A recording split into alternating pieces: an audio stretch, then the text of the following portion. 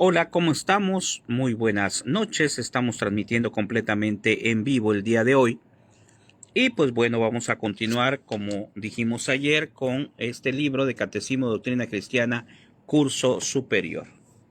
Lo suspendí un tiempo, ¿verdad? Porque tenía algunos pendientes, pero creo que no es conveniente cancelarlo, ¿verdad? Tenemos que seguir adelante con este libro, que como he dicho anteriormente es un libro un poco antiguo del padre José de Arp, pero es muy interesante porque contiene todo lo que nos enseña el magisterio de la Iglesia. Bueno, vamos a continuar con lo que es el tema de la Eucaristía, que ya nos llevó 3 sesiones, pero todavía nos falta bastante porque está incluido y se anexará después lo que es la Santa Misa. Muy bien, vamos a hacer como siempre nuestra oración, invocando al Espíritu Santo, pidiendo al Espíritu de Dios que nos dé el discernimiento para este tema, que nos ayuda a entenderlo, pero sobre todo a hacerlo vida en nosotros, ¿verdad? Creo que es algo muy importante, sobre todo ahora que vamos a seguir hablando acerca de la Eucaristía. Invocamos al Espíritu Santo y decimos: ven, Espíritu Santo, llena los corazones de tus fieles y enciende en ellos el fuego de tu amor. Envía, Señor, tu Espíritu y todo será creado y se renovará la faz de la tierra. Ven, Espíritu Santo, ven, Espíritu de Dios. Bueno, ya sea si alguien lo ve en vivo o lo ven en diferido, vamos a seguir analizando acerca de la Eucaristía. Antes que nada, haciendo un pequeño resumen de lo que hemos visto anteriormente y de la importancia que tiene el sacramento de la Eucaristía. Tenemos que pensar seriamente y claramente lo que esto representa. Es Jesucristo mismo en la hostia consagrada, como nos enseña el catecismo, con su cuerpo, su alma, su sangre y su divinidad. Todo Él está en la hostia consagrada. Y así como hay, sabemos, alimento para el cuerpo, también desde luego hay alimento para el alma, y ese alimento para el alma es la Eucaristía. Eucaristía que se nos ofrece a nosotros en la iglesia verdadera, en la iglesia de Cristo. A veces el ser humano, a veces nosotros pues dudamos de las cosas, como decía Santo Tomás, ¿verdad? En esa frase del Evangelio que decía, cuando apareció Jesús, se les presentó resucitado, y Santo Tomás decía: hasta no ver, no creer. Si yo no meto mi dedo en sus llagas, no creeré hasta que haga eso. Y a veces así nos pasa, ¿verdad? Nuestra fe, sobre todo en un tiempo actual, en un mundo tan contrario a Dios, tristemente, pues muchas veces nos viene esa duda. Pero aquí hay dos cosas importantes. Una, existen los milagros eucarísticos, es decir, en algunos lugares, en algunos tiempos, desde el primer siglo de la Iglesia, ha habido lugares donde la hostia ha sangrado. Está verificado por el magisterio de la Iglesia. Te invito a que lo busques. Pero más allá de los milagros eucarísticos que se han dado en muchos momentos, está el hecho de que Jesucristo lo dijo. Si Jesús dijo: este es mi cuerpo, esta es mi sangre, es porque así es. Y no tenemos que buscar más que saber que ahí está Jesús realmente. Y por eso la importancia de recibirlo en gracia. Vamos a continuar con las preguntas y nos quedamos desde el mes pasado que vimos el último tema en el 173. Hoy vamos a ver el 174, que dice: cuando el sacerdote parte la sagrada hostia, parte también el cuerpo de Cristo. A lo mejor nos hemos preguntado, a ver, ¿qué ocurre a veces, verdad, en la Santa Misa? ¿Qué ha pasado? No sé si lo has vivido, que de repente pues no dan las hostias, ya no hay suficientes hostias consagradas, y entonces el sacerdote, si ve que hay muchas personas, puede partir la hostia en 2 o en 3 pedazos. Y nos puede venir la duda: ¿qué ocurre allá? Y aquí nos dice el catecismo: cuando el sacerdote parte la sagrada hostia, parte únicamente las especies, es decir, lo que estamos viendo. El cuerpo de Jesucristo queda presente entero y vivo en cada una de las partes, como está presente entero y vivo en toda la hostia. Qué interesante, ¿eh? porque nuestra mente está limitada. Y si yo tengo un pedazo de pan y lo parto, puedo pensar, no estoy recibiendo el pan completo. En el caso, mala la comparación, en el caso del cuerpo de Cristo, ahí, como nos dice el catecismo y sabemos, aunque parta el sacerdote la hostia consagrada, de todas maneras está Jesús completamente en ese pedacito de pan. De hecho, por eso hay que tener mucho cuidado, por eso el sacerdote agarra y limpia el cáliz, porque si hay una partícula también ahí está Jesús, aún en esa partícula, porque Dios es el Dios de lo visible y lo invisible. Dios es el Dios de toda la creación y puede hacer eso porque es Dios. Luego nos dice en el Concilio de Trento, fulmina el anatema contra los que niegan que Cristo está contenido todo y entero bajo cada una de las especies y bajo cada una de las partes de cada especie después de hecha la separación. Ahí se formó el debate y fue muy contundente en el concilio. Acuérdense que los concilios son reuniones de obispos para delimitar o aclarar ciertos puntos donde haya duda de la iglesia, y ahí fueron muy limitantes. En todas las partes está Jesús plenamente. Cosa parecida sucede con un espejo. Vean qué interesante. Es un ejemplo comparativo que nos pone el catecismo. Cosa parecida sucede con un espejo. Después de roto, vemos nuestra imagen en cada pedazo. Vean qué interesante. Tan entera como la veríamos antes de que se rompiera. Y así como un espejo reproduce toda nuestra imagen, por grande o pequeño que el espejo sea, de la misma manera Cristo está todo y entero en cada una de las especies de cualquier tamaño y cantidad. Este ejemplo es muy práctico y es muy comparativo, ¿no? Si rompemos, nos dice un espejo, pues nos vamos a seguir viendo reflejando en cada parte. Si la hostia consagrada es cortada, es partida para compartirlo a los demás, pues es lo mismo, está Jesús en cada pedacito de pan. En el 175 nos dice, ¿qué exige de nosotros la presencia de nuestro Señor Jesucristo en el Santísimo Sacramento del altar? Y dice, exigen tres cosas. Uno, que le adoremos con profunda veneración. Dos, que le agradezcamos su gran amor. Y tres, que le pidamos su gracia con mucha confianza. Vean esos tres puntos. Cuando estamos nosotros delante de Jesús, cuando lo recibimos, o bien cuando estamos delante de Jesús en el sagrario, pues son tres puntos importantes a analizar. Que le adoremos. Esto de adorar a Dios, adorarlo, alabarlo, bendecirlo, glorificarlo, que lo hacemos en las oraciones a veces, por ejemplo, en los grupos de renovación se utiliza mucho en la oración, o en los grupos de liturgia también y de adoración nocturna. Pues sin duda alguna que el hecho de alabar, de bendecir, de glorificar, de ensalzar a Dios, no lo va a hacer más grande, más poderoso. Dios es el más grande de todos, pero es algo agradable a los ojos de Dios, que nosotros le demos su lugar, que lo alabemos, que pongamos su nombre por encima de todo nombre, como dice la palabra. ¿Y esto por qué es? Porque sin duda alguna, vamos a situarlo en el plano humano, cuando un hijo es agradecido con su padre, pues aunque el padre no lo diga, pues se siente muy contento. Cuando una persona le agradece a otro, aunque no sea esa la intención que lo hagamos por agradecimiento, pero se siente una alegría interna en nuestro corazón cuando vemos la alegría que hay en el momento de compartir, en el momento de agradecer, cuando hacemos un servicio. Cuanto más el Padre Celestial, sin duda alguna, se debe de alegrar, de llenar de una gran alegría, de ver que sus hijos se acuerdan de Él, de ver que nosotros nos acercamos al sagrario, que vamos a platicar con Él y hacemos esto que está aquí en estos tres puntos. Luego el segundo punto, te lo repaso, dice, que le agradezcamos su gran amor.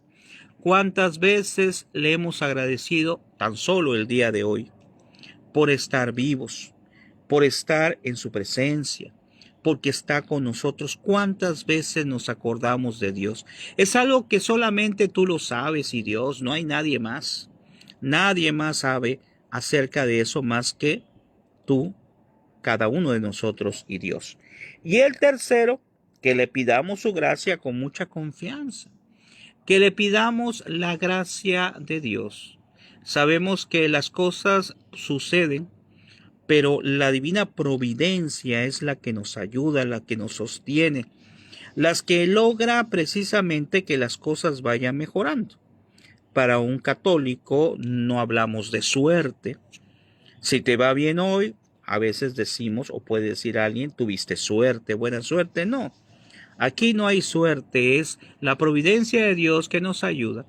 Y cuando hay alguna dificultad que no salen las cosas de manera correcta o como queremos, pues entonces tenemos que buscar qué es lo que Dios quiere de ese problema, qué puedo yo sacar de provecho. Hay una frase por ahí de que debemos de buscar en los problemas oportunidades. Debemos de buscar en los problemas caminos para que nos lleven a reflexionar qué tenemos que hacer en nuestra vida y cómo tenemos que hacerlo de acuerdo a la voluntad de Dios. Luego aquí nos dice, adórele como todos los ángeles de Dios en Hebreos 1:6. Para atribularle al Santísimo el debido homenaje, lo expone la Iglesia en adoración pública. Bendice con él al pueblo. Lo lleva en solemne procesión por calles, plazas y campos, y ha instituido fiestas y cofradías. La fiesta del Corpus Christi y del Sagrado Corazón. La adoración de las 40 horas, la adoración perpetua, la cofradía del Santísimo, la cofradía del Sagrado Corazón. Son algunos ejemplos, ¿verdad? Sin duda alguna, estas fiestas que he mencionado ya pasaron, acaban de pasar, son muy importantes para nosotros. La fiesta de Corpus Christi nos recuerda precisamente el milagro eucarístico en Lanciano, que ya mencioné acerca de los milagros eucarísticos, donde un sacerdote que tenía dudas sobre la fe y que estaba ahí Jesús, tenía dudas, pero él quería seguir creyendo y salió sangre y el altar. ¿Esto por qué se da? ¿Por qué se dan los milagros eucarísticos? Pues bueno, yo creo que es por nuestra falta de fe, ¿verdad? Si viene una televisora, inventa algo, me acuerdo ¿qué será? Como hace 7 años empezaron a decir que habían encontrado el cuerpo de Cristo, la tumba de Cristo, y eso sería algo terrible para nuestra fe, porque como dice San Pablo, si no hubiera resucitado, vana sería nuestra fe. Después fueron a decir que no había sido así, que era otro que se llamaba Jesús, en fin. Pero mucha gente le creyó a esa noticia. De tal manera que cuando vienen noticias que van en contra de nuestra fe, a veces le creemos sin ver si en verdad es correcto, si es realidad, si es verdad. En cambio, a veces no le creemos a Dios, aunque está ahí en su palabra, a veces no le creemos. Y la aplicación práctica que nos dice aquí el catecismo dice, alégrate, que nuestro Señor quiera permanecer entre nosotros en el Santísimo Sacramento hasta el fin del mundo. Porque a la verdad no hay otra nación, por grande que sea, que tenga tan cercanos así los dioses como está cerca de nosotros el Dios nuestro. ¿A qué se refiere con esto? Pues que ya sabemos que en la antigüedad pues se habla acerca de la existencia de dioses en el pueblo maya en México, en el pueblo azteca también en México y en otros lugares, ¿verdad? Las culturas ancestrales pues creían en no un solo dios, sino creían en muchos dioses. Pero aquí tenemos del conocimiento, ¿verdad? Que es un solo Dios verdadero, 3 personas distintas en un solo Dios, lo que sabemos que es la Santísima Trinidad. ¿Y qué? Pues que Jesús, Dios mismo, se hace presente en el sagrario. Ahí está Jesús todos los días. Sin duda alguna, cerca de tu casa debes de tener algún sagrario. Sobre todo hay algunos de adoración perpetua donde puedes ir a visitarlo las 24 horas del día. Pero ¿qué ocurre? Pues a veces no tenemos el tiempo o pareciera que no tener el tiempo. Una vez una doctora me decía, no, es que yo no voy a la iglesia porque no tengo tiempo. Tengo muchísimas cosas que hacer, muchas consultas, etc. Yo le decía, doctora, usted que es doctora sabe perfectamente más que yo lo que ocurre cuando una persona se enferma. Cuando una persona cae en algo grave y está horas, días, meses, años incluso, en una cama postrado. Y cuando ocurre eso, pues en ese momento, a lo mejor si nos analizamos y decimos, ¿cómo no estuviera yo bien para ir a ver a Dios?